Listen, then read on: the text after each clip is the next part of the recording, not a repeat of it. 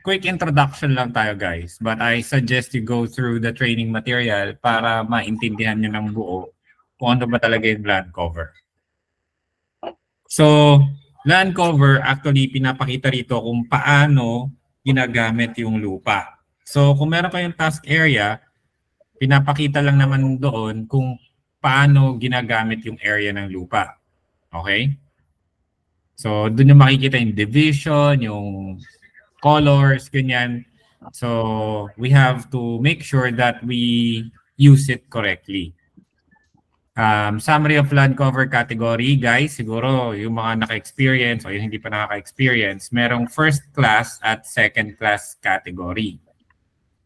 Pag sinabing first class, ito yung lang yung basic. May man-made, which is the building, road, railway, pavement, and nature, yung grass, bare land, forest, and water.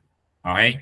So pag sinabi nating nature land cover, ito lang ang kailangan natin. Grass, bare land, forest, water, and minsan may special category, tawag natin snow. Yan. Tsaka, ano pa? O yun, snow. Alam ko, snow lang naman. Tapos nagkakaroon ng forest, yan, tsaka bush or shrub. Yan, nagkakaroon ng shrub. Yan, alam ko yung mga special land cover projects yon, yung may shrub, tsaka snow. Ngayon sa pavement, merong second class category ang pavement. To be more specific, merong driveway, sidewalk, parking, swimming pool, sport ground, and pavement itself. Okay? Clear? Questions? So later on, malalaman nyo yung difference ng mga yan. Pag sabing building, we all know what a building is. Ito yung mga bahay, multi-layered buildings, and so on. Guys, no need to edit tong mga to. Okay? Galing to sa building repair na ginawa natin or sa mga 3D matching na ginawa natin, tinahi ulit yung task. So, no need to edit na tong mga to. Hello, sir? Yes? Wala po, okay lang po. Sige po, proceed po. Paki-mute na lang. Okay. Pag sinabi naman nating road, ito yung mga public use road. Okay? And you have to capture it gutter sa gutter. So yung mga width to width,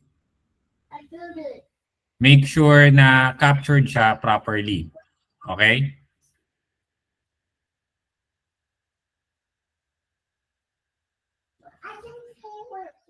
So yan, nakita niyo yung yellow arrow, talagang sagad-sagaran ng pag-capture sa road. Okay? Clear? Next. Yan. Same here. Ngayon, sa road, meron tayong bagong rule na tinatawag. Yun yung road intersection. Okay? Alam ko meron yon. So, yan. Road intersection. Ibig sabihin, yung mismong intersection, ika-cut natin siya, tapos siya lang yung buo na yon, ima-mark natin siya as road intersection. Clear? So sa road, may dalawang category. Merong road intersection. So oras na nagkaroon ng intersection,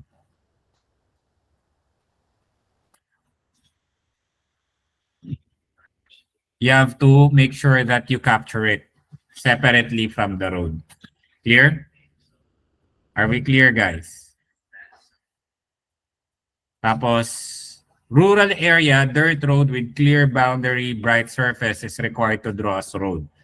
So kung makikita nyo, basta bright siya, pag sabing bright kasi, makinis. Okay? And malinaw yung boundary, then it's required to be drawn as a road. Same here, road din. Pero to, make sure that yung mga island sa gitna, di ba?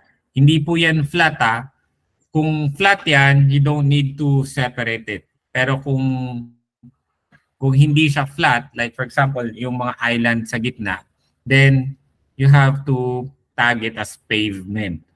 Okay? Isolation islands or isolation belt, mark as pavements.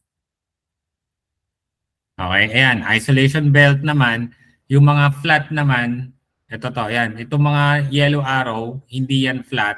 So you have to mark them accordingly. Yung nasa kaliwa, it's a grass, then mark it as grass. Yung nasa kanan, it's a pavement, then mark it as pavement.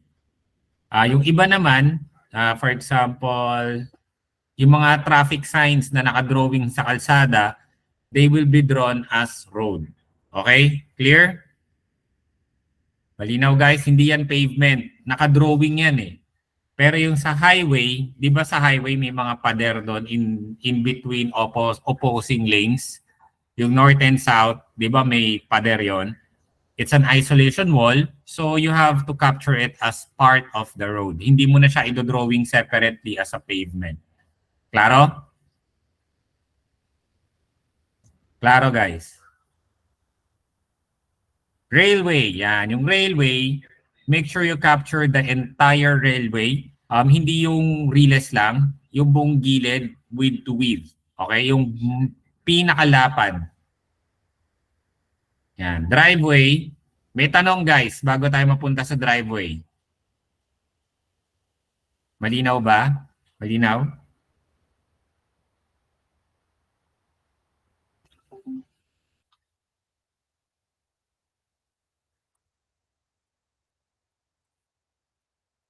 Okay. So sa driveway, merong dalawa. Merong common na driveway na alam natin or merong long driveway. Pag sinabi natin long driveway, these are common in commercial or industrial area or rural areas. Okay? Clear?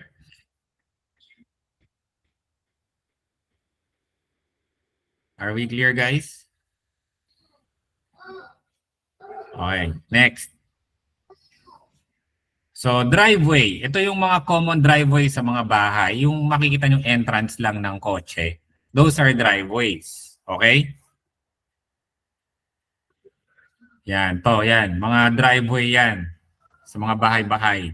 From road, papunta sa garahe, ganyan, sa likod, gilid. It's a driveway.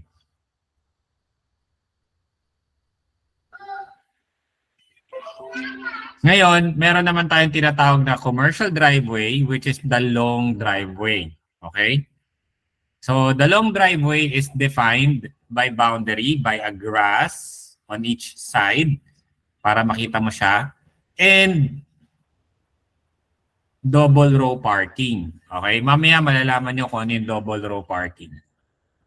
Yan. So, ang long driveway, kailangan may linear character yan, parang public road. But don't draw them as road, but as a long driveway. So, kailangan makaka-create ng boundary and so on to create a long driveway. Kasi yung short driveway naman, yan yung mga entrance lang sa parking lot, ganun. So, may iigsi lang siya talaga. So, if you look at this image, there's a grass boundary, flower bed. Okay? So, it creates a long driveway boundary. Yan. So, sample ito. Yan. So, kung makikita nyo, yung light brown na color, yan na yung long driveway na create na siya.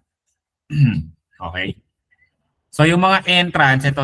Kung mapapansin nyo, yung mga entrance na yan, magiging short driveway naman yan. Okay. So, kung ipa-follow natin siya, kung makikita nyo itong image na to, it creates a boundary.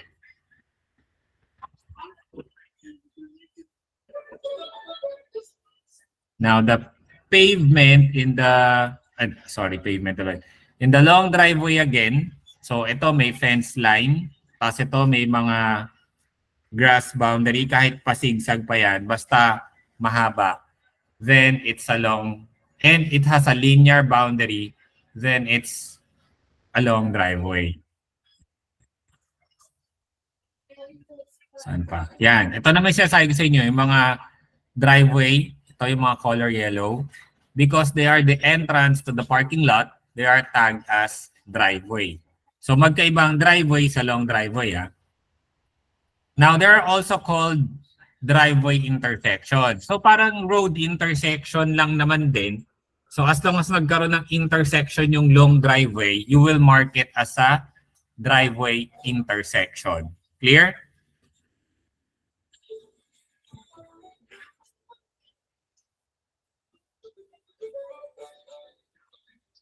there are pointed is not driveway, there is no. Okay. Ngayon, mapapansin mo, dito putol na yung long driveway. Bakit? Kasi ito, it's already a parking lot. Yan. So kapag wala na yung linear boundary na hinahanap natin, then putol na doon si driveway. Okay? Clear? Hindi na siya diretso sa loob. Kasi ito, considered na to as a parking lot. Kapag nagkaroon ng space in between yan, kung hindi guhit lang, nagkaroon ng island, nag-grass boundary, so it's already called a double row parking, then pwede pa sigurong pumasok yung driveway. Pero since hindi, guhit lang ang pagitan, then it's not a long driveway. The next, parking lot. Guys, alam niyo naman ang itsura ng parking lot.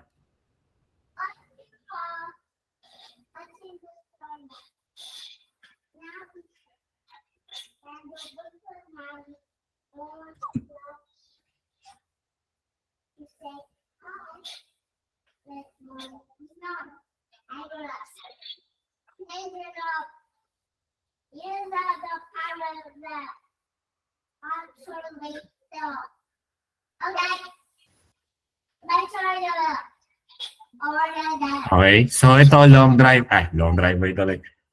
This is a parking lot, guys. Yung color color purple, yan. So that's a parking lot. Okay, make sure we know the characteristics also of a parking lot. So yung driveway, kung papansin nyo, hindi na siya pumapasok sa parking lot. Doon lang siya sa mga gilid-gilid where it creates a linear character. Same here. Kapag masyado na siyang malapad, guys, it's no longer a driveway. Yan, tingnan nyo. Same here. Ito nyo to, yung entrada lang yung kinuhang driveway, but the rest is already a parking lot. And same here. Yan.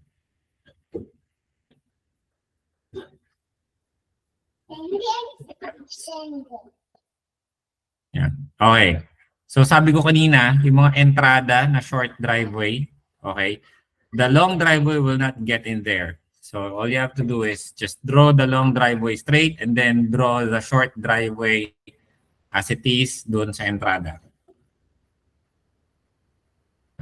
Bounding, what else? Okay, malinaw ba ang driveway, guys? For rural areas, yan, ito.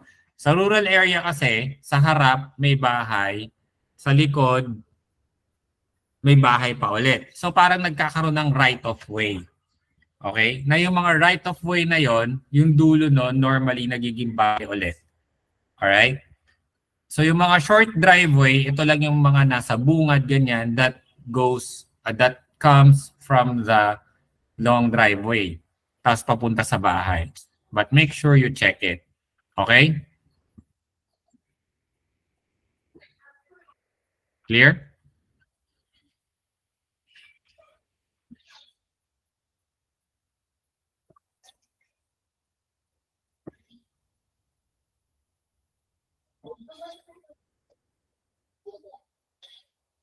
Naintindihan nyo na, guys? May tanong pa sa long and short driveway?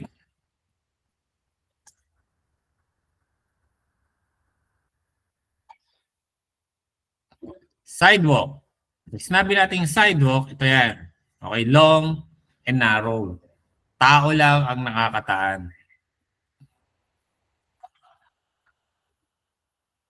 Here.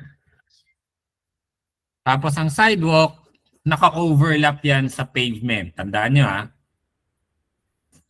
Naka-overlap yan sa pavement, sa driveway, and so on.